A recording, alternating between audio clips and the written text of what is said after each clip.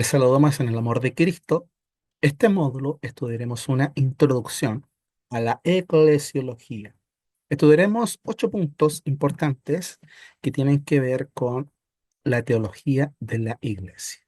Y vamos pues a entrar en materia. Introducción a la eclesiología. Veamos primero alguna definición de eclesiología. La eclesiología es la rama de la teología que estudia la naturaleza, el origen, el propósito, la estructura, la misión de la iglesia también. Analiza la iglesia desde una perspectiva bíblica, doctrinal e histórica. La importancia de la iglesia en la teología es fundamental. Jesús establece en su ministerio aquí en la tierra la centralidad de la iglesia cuando en Mateo 16, 18 al 19 señala que a través de la iglesia las puertas del infierno se romperán y la iglesia será la que sostendrá las llaves mismas del reino de los cielos. Para Pablo también, la iglesia es una parte muy importante del plan de Dios y de Cristo. En 1 Corintios 12, Pablo declara expresamente que solo podemos creer como parte del cuerpo. Pablo señala tanto en 1 Corintios capítulo 12 y Efesios capítulo 4 que la mayoría de las buenas obras que el creyente está llamado a hacer se dirigen o van dirigidas hacia la iglesia. En la historia, a menudo se ha dicho lo siguiente entre los creyentes. Dios es nuestro Padre, pero la iglesia es nuestra madre. Cipriano, por ejemplo, dice, usted no puede tener a Dios por Padre a menos que tenga a la iglesia por madre. Y también uno de los reformadores, por citar dos personas, Juan Calvino, dice lo siguiente. Aprendamos ya de solo su título de madre, qué provecho innecesario es conocerla, a la iglesia, ya que no hay otro camino para llegar a la vida, sino que seamos concebidos en el seno de esta madre y que nos dé a luz, que nos alimente con sus pechos y que nos ampare y defienda hasta que, despojados de esta carne mortal, seamos semejantes a los ángeles. Por otra parte, más allá de los límites de la iglesia, no hay perdón de los pecados. No hay salvación, dice Calvino, que pueda esperarse. Bien, este concepto de la iglesia como madre es en realidad no un concepto bíblico, pero es una idea teológica, ¿ya? Que si bien en la iglesia romana se le ha prestado especial atención, no así en la iglesia no romana. Pero es un título que habla de las cualidades que tiene la iglesia, que es en el lugar donde nosotros nos fortalecemos, nos alimentamos, crecemos, somos cuidados, somos atendidos, etc. Por eso se le da a la iglesia este apelativo de madre. Bien, veamos algunos conceptos de iglesia en el Nuevo Testamento y en el Antiguo Testamento. Número uno, en el Antiguo Testamento. En el Antiguo Testamento se emplean dos palabras para designar a la iglesia. Una es cajal,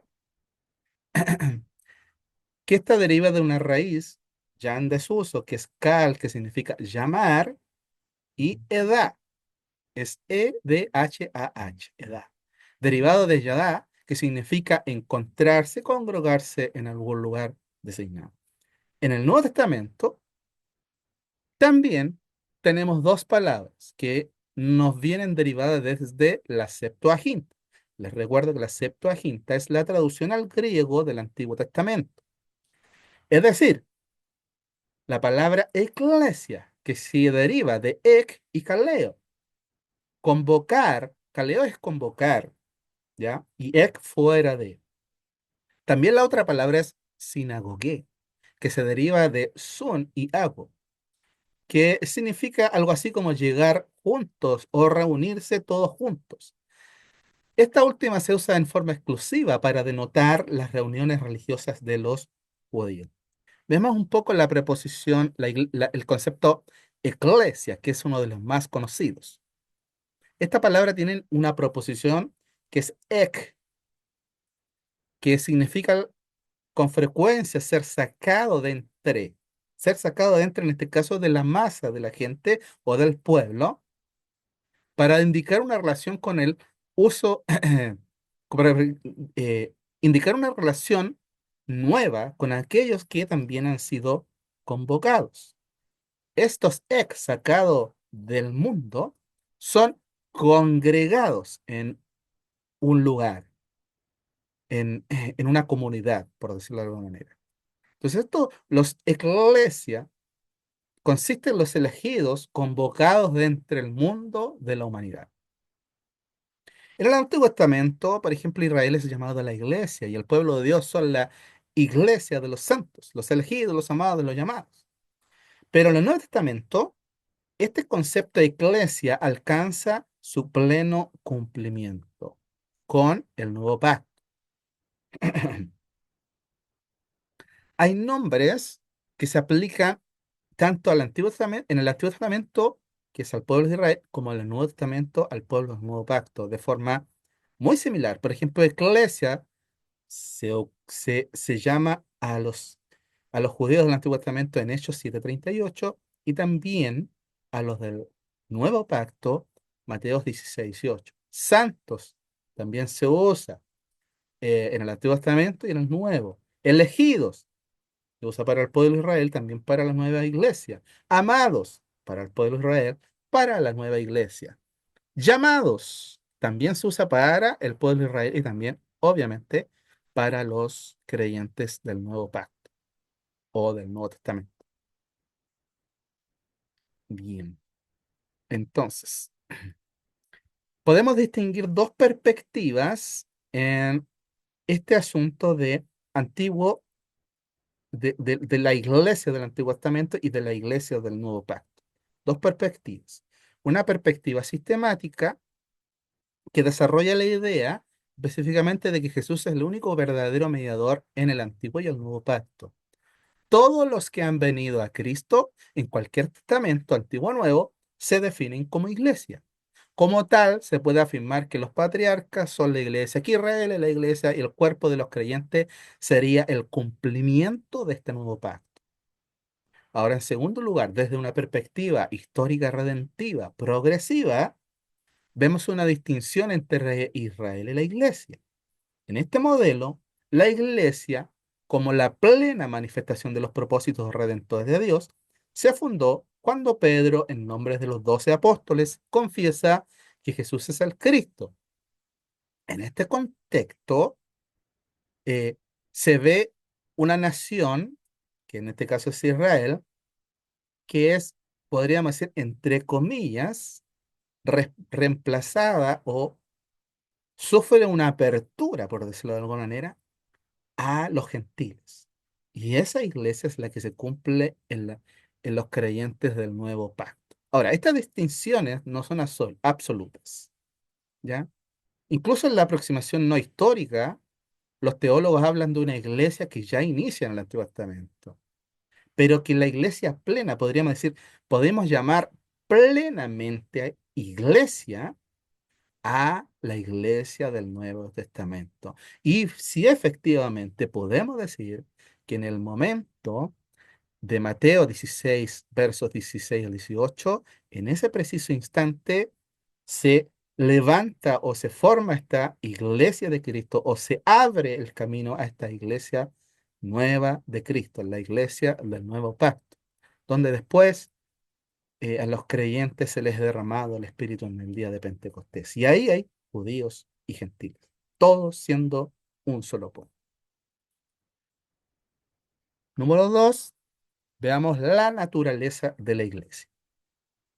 El fundador de la iglesia, el fundador de la iglesia es el Dios hombre, Jesucristo.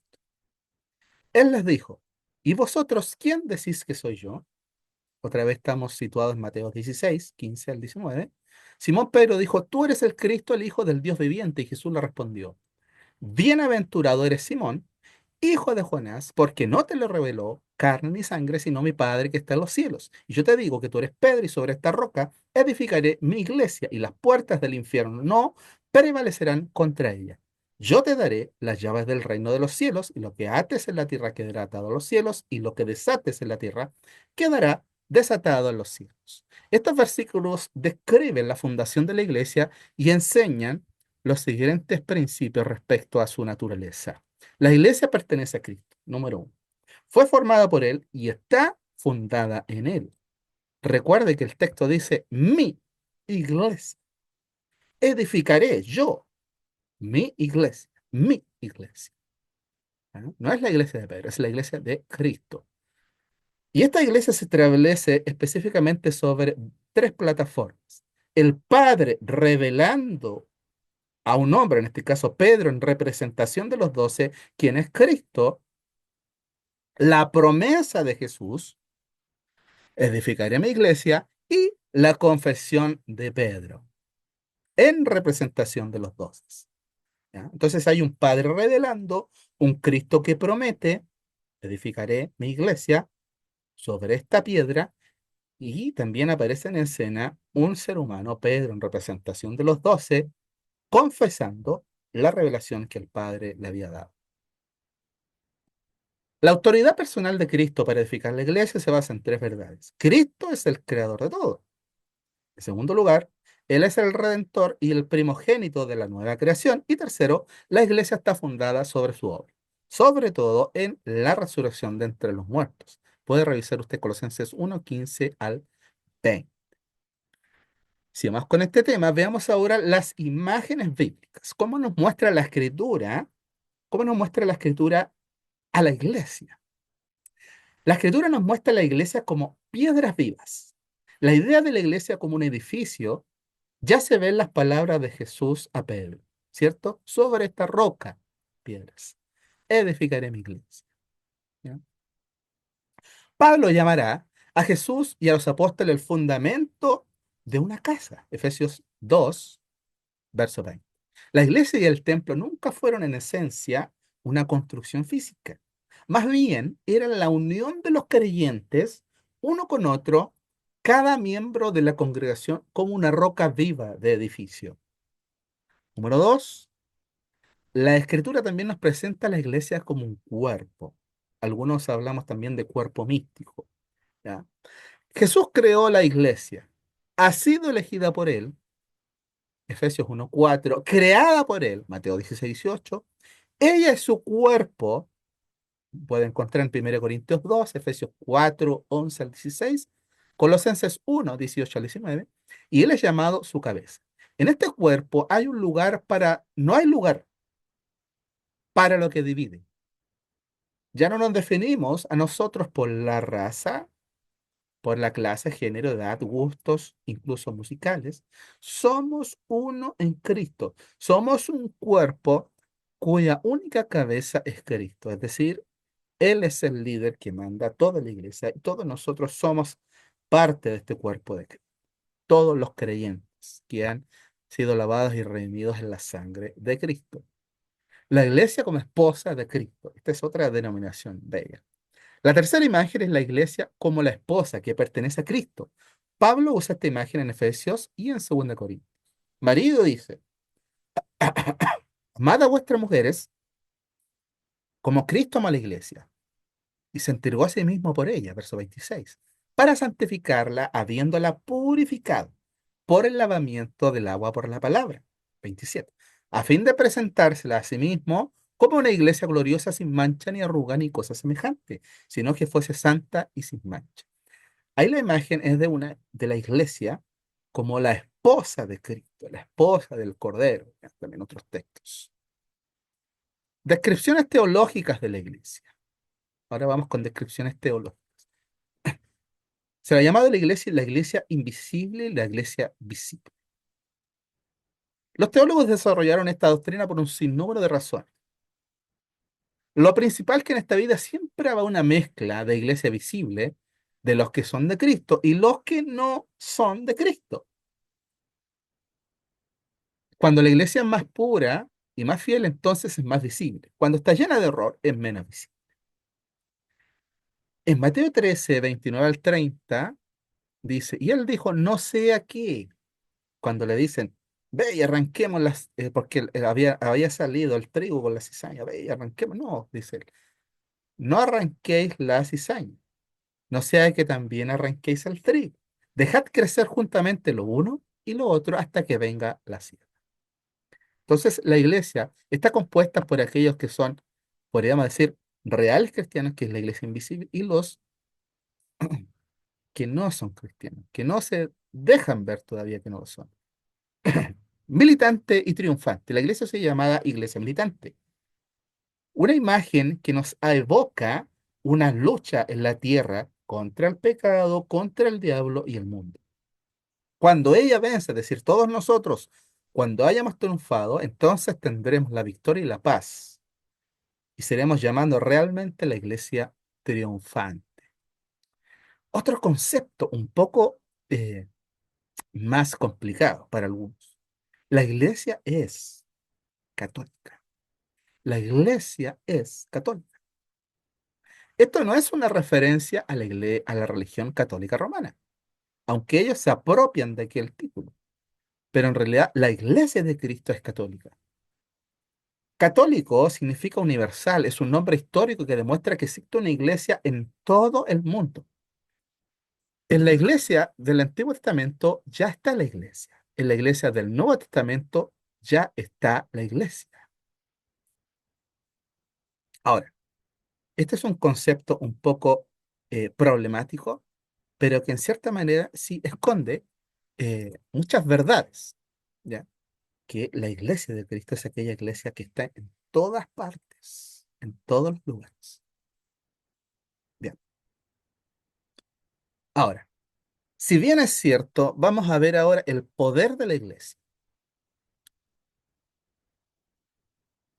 Si bien es cierto, Cristo es el jefe de la iglesia, y él la gobierna como él estime conveniente.